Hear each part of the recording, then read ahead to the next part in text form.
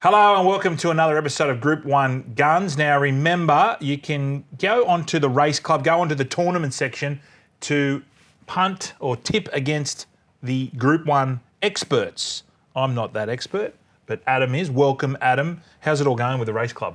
It's going well. We've got a couple guys that are going probably better than you and I. And I don't know if you can say you're not an expert. I reckon you're sitting quite up there. I'm not an expert. You are the expert. All right, let's do it. Let's go, instead of a Saturday, let's go Friday under lights. The Group 1 Reid Stakes at Moonee Valley. Look, it's all about Moorabbie, a deserved favourite at $1.60. Proven around the valley at 1,200 metres and won there in the Australian Stakes back in January. 7 from 7. Adds, is she going to make it 8 from 8?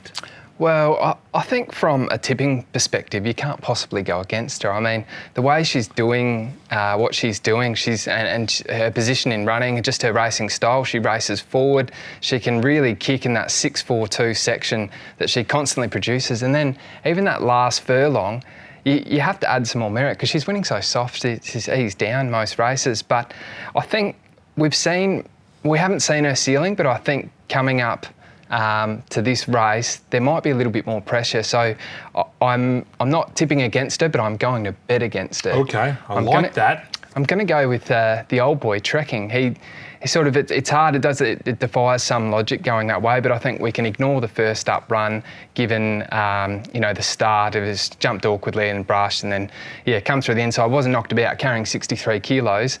If we go to some of the runs back in Queensland, he's well and truly in this. So I think if he's half right, Ollie, I don't expect that they'll go back. I think they'll be a little bit more positive and because the favourite Moorabbie might be worked to her outside, it just might let Ollie slide up with Trekking. It's going to need gaps, but I still think that Trekking at such big odds, I'm happy to go $50 each way. Okay. What price we got there? Oh, I reckon we're in the 20s, 26 beautiful. and 5. Yeah, okay. Good price. I can't go against the favourite, so Moorabbie for me. Okay, let's go to Rosehill. Tancred Stakes over 2,400 metres, Open class for the stayers, wait for age. Now, the Australian Cup is the key form reference here, you would think, with the first three home, Duas, Spanish Mission and Think It Over are the only runners in single figures. Can you see anyone outside of those three ads getting the cash? Nah, I think you're spot on. The Australian Cup is the form line that I'm going with, and I think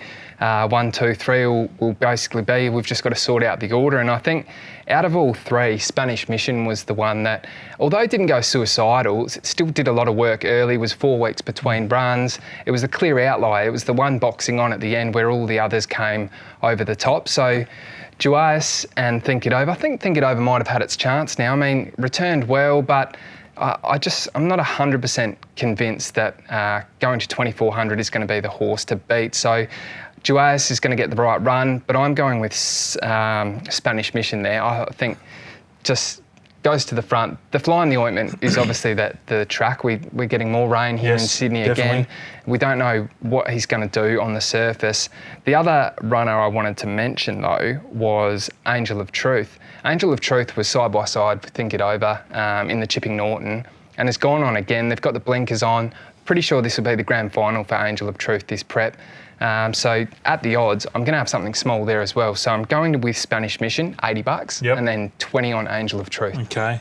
Well, I'm going on Shiraz, the import. 50 each way. For the 2,400 metre, it might be a little bit tad short, but third up, you never know, and more rain, the better. Yep. So I'm going 50 each way. Happy with that. Shiraz. All right, let's go to the last Group 1, the Vinery Stakes. Vinery Stud, Group 1 over 2,000 metres. Staying race for the fillies. Now, Gypsy Goddess was the early favourite, but got the not so favourable gate, drifted to second line on the betting. Now, my favourite horse, the one that got me kicked off in the Group 1 guns, Hinged, is now the favourite. Chris Waller's got a couple strong chances, Fangirl, and Pretty Amazing. But Ads, where are you leaning?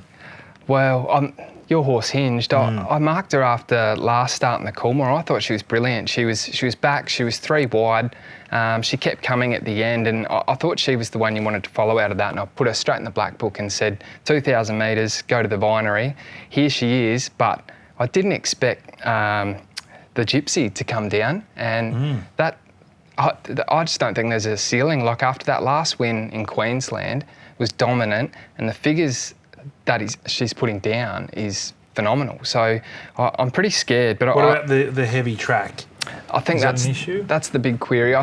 Through the form, you sort of see a bit of soft form, soft 6, soft 7, but I'm not too concerned. I think we have to give her the benefit of the doubt, and I think she's going to be the one coming over the top. So the only thing is, it's got that position in running disadvantage to Hinged. I think Hinged is going to poke up 2,000. I think we're going to see the best of her. So I'm using the Coolmore as the stronger form line, the position in running advantage, and I'm going to back in Hinged, but I'm scared of the Gypsy. Okay. 100 on Hinged? 100 on Hinged. Okay, well, I'm going 75 on my favourite horse, Hinged, but 25 on Pink Ivory, the Kiwi horse. Blitzed them up there at Newcastle, albeit in a much inferior race, but the heavy is no issue, 3 from 3. So 25 on the Kiwi Ivory. Do you find these ones? I don't know, I just like to hedge my bets. Now, before we go, we're going to head out to our, he won the first week. This is Zach Evan. We're going to listen to, fuck off. Don't forget to get involved with the race club. So go to theraceclub.com.au and try and tip against us. And I tell you who tipped against us and absolutely blitzed them was Zach Evan. And Zach is with us now. Thanks, Fletch, and g'day, Lucky Punt. My name's Zach from Wintelligence, and I'm bringing you my Group 1 gun selections this week. We kicked things off on Friday night at the Valley in the Reid Stakes, and look, I think Marabi's going to be awfully hard to beat, but she's $1.65, so I'm going to look for a bit of value in the Inferno. He's about $14 the win and $4 the place. I think you can play that $4 the place all day. He's going to be rocketing home late. Then we head to Sydney on Saturday in the Tancred Stakes, and I'm sticking with Jewess to go back-to-back here. Her win in the Australian Cup was huge. She cantered past Spanish Mission, think it over, and she ticked that wet trap box to start prior. So Jewess the win in the Tancred.